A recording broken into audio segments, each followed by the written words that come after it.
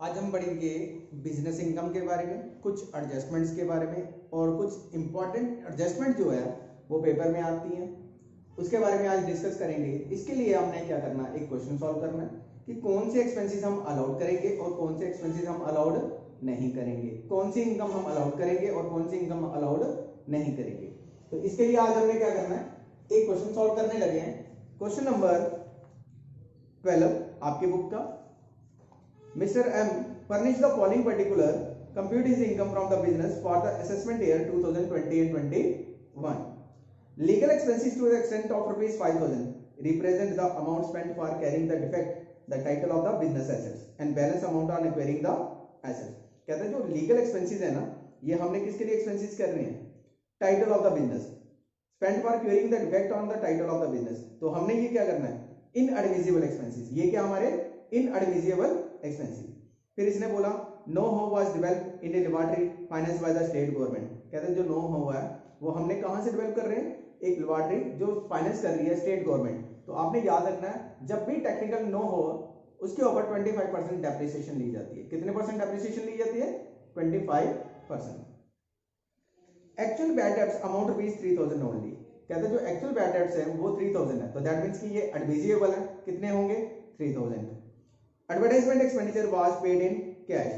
जो advertisement expenditure है जब भी हम कैश पे करेंगे तो वो इनएडमिसिबल आएंगे। क्या आएंगे, इनएडमिसिबल। तो यहाँ पे कितने दिए हैं, लेकिन उसकी एक लिमिट होती है इनएडमिसिबल की भी।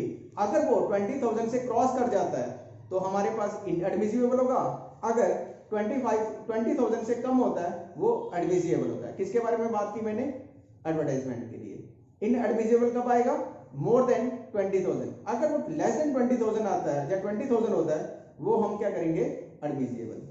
फिर इसके बाद इसने बोला profit for the year account, profit and loss account for the year ending 31 March 2020, trade expenses, wages and salary, advertisement expenses, और यहाँ पे दिया 20,000, दैट मींस कि ये क्या हो गए, एडवर्टाइजमेंट जो हमारे एक्सपेंसेस है ये क्या हो गए हमारे एडमिसिबल, तो यहाँ पे लेने की जरूरत नहीं पड़ेगी। इनकम टैक्स 7,500, तो इनकम टैक्स क्या है, इनएडमिसिबल एक्सपेंसेस। इसके बाद contribution to stock welfare fund, donation to rural development fund, life insurance premium on on life, तो ये भी हमारा इनएडमिसिबल एक्सपेंसेस है, खुद की इंश्योरेंस करवाई।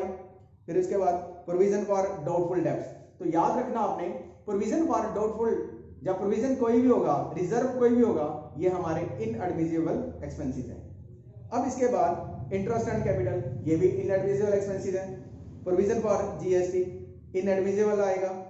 एक्सपेंडिचर ऑन नो हाउ, तो मैंने क्या बोला था, डेप्रिसिएशन कितनी देनी है आपने, 25%। मींस एक्सपेंसेस अलाउड कितना करना आपने, 25%, बाकी आपने इनएडमिसिबल में डाल देना। इसके बाद उसने बोला गिफ्ट टू 20 कस्टमर, अगर हमने कस्टमर को एक्सपेंसिव गिफ्ट किए हैं वो हमारे एडमिसिबल है। इसके बाद fire insurance premium, legal expenses दिए हैं उसने 8,000 और नेट प्रॉफिट दिया 2,10,000। तो सबसे पहले हमने क्या लिखना है, दूसरी साइड में ग्रॉस प्रॉफिट दिया था 5 लाख और refund of income tax plenty leave earlier 22,150। तो ये क्या हो गया हमारे पास, लेस करेंगे हम इनकम हमारी। अब सबसे पहले हमने क्वेश्चन नंबर 12, यहां पे आ जाएगा हमारा net profit as per profit and loss account. इसको अंडरलाइन कर दिया।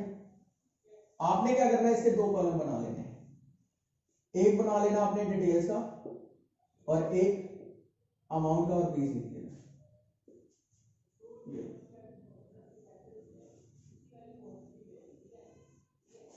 ठीक है, डिटेल्स में भी रुपीस का सिंबल आ गया आपका।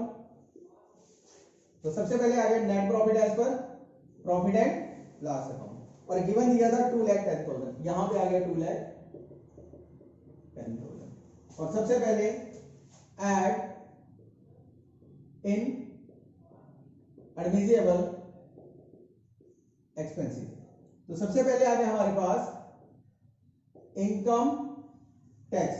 इनकम टैक्स आ गया हमारे पास 7,500 और इसके बाद स्टॉक वेलफेयर फंड, जिसको हमने बोला था contribution to stock welfare fund, यहां पे क्या लिखेंगे, staff welfare fund. Fund means reserve, कोई भी हमने क्रिएट किया होगा वो हमारा क्या होगा, इनएडमिजिबल। इसके बाद उसने दिया था लाइफ इंश्योरेंस प्रीमियम, ये आ गया LIC, और अमाउंट दिया उसने LIC प्रीमियम कितना दिया था, 750। ऑनलाइन का लाइफ का कितना दिया था, 750। प्रोविजन फॉर डाउटफुल डेब्ट्स, और अमाउंट दिया उसने 5000। प्रोविजन फॉर डाउटफुल डेब्ट्स कितना दिया, 5000। अब इसके बाद इंटरेस्ट ऑन कैपिटल, ये भी इनएडमिसिबल है। इंटरेस्ट ऑन कैपिटल अमाउंट आ गया 3550, और प्रोविजन फॉर GST। मैंने बोला आपको कि अगर प्रोविजन फॉर कोई भी होगा वो हमारा क्या होगा, इनएडमिसिबल। अमाउंट आ गया हमारे पास 9000। Expenditure on know how, expenditure on know how amount आ गया हमारे पास 18000। और इसके बाद gift to 20 customers, fire insurance premium और लीगल एक्सपेंसेस। तो यहां पे क्या आ गया हमारे पास, लीगल एक्सपेंसेस, और अमाउंट कितना दिया है, 8000। ये आ गया हमारे पास। अब हमने क्या करना है, इन सबका टोटल, और टोटल हमने किया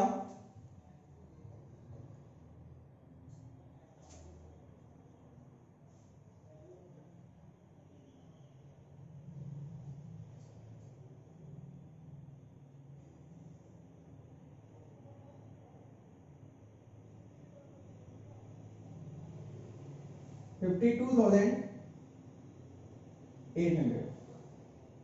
अब इन दोनों का टोटल किया तो हमारे पास आ गया 2,62,800। अब हमने क्या करना था, less income not taxable. Income not taxable के लिए दिया था वहां पे रिफंड ऑफ इनकम टैक्स। तो यहां पे क्या आ गया, रिफंड ऑफ इनकम टैक्स, और अमाउंट दिया था 22,150। तो यहां पे कितना आ गया, 22,150 माइनस किया 0 5 6 0 4 2 2,40,650। अब हमने क्या करना था, इसके बाद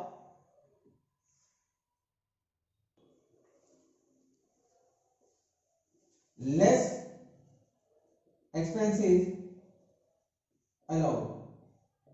अब जो एक्सपेंसेस अलाउड किए होंगे वो माइनस करेंगे।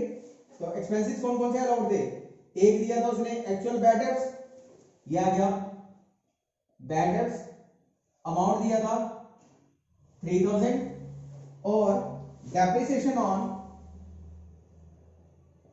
Technical know how. तो 18,000 इंटू 25/100, अमाउंट आ गया हमारे पास 4500। इसका टोटल किया, यह आ गया 7,500। तो ये दोनों माइनस किए, आ गया 0 5 1 3 2, और इसका टोटल क्या लिखेंगे हम, बिजनेस इनकम।